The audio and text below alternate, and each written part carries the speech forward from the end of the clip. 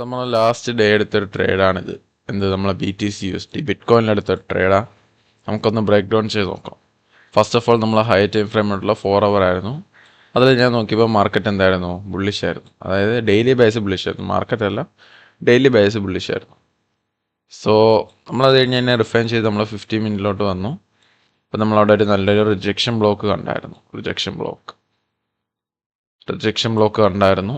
ആ റിജക്ഷൻ ബ്ലോക്കിൽ market tap ചെയ്തു. ഉണ്ടോ?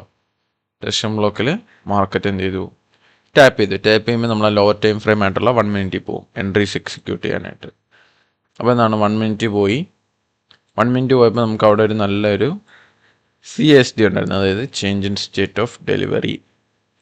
അത് ഈ ഒരു വലിയ ക്യാൻഡലിനെ ഈ ഒരൊറ്റ ക്യാൻഡിൽ ഫുള്ളായിട്ട് ഇൻഗൾഫ് ചെയ്തു. അപ്പോൾ ഈ രണ്ട് ഇത് തന്നെ എന്താണ്, മാർക്കറ്റ് റിവേഴ്സലിൻ്റെ ഒരു സൂചനയാണ്.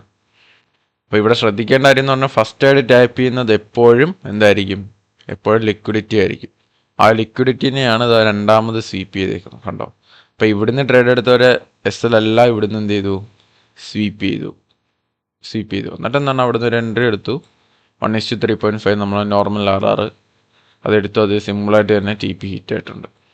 ഓക്കെ അല്ലേ? അപ്പോൾ ട്രേഡ് എപ്പോഴും സിമ്പിളായിട്ട് എടുക്കുക.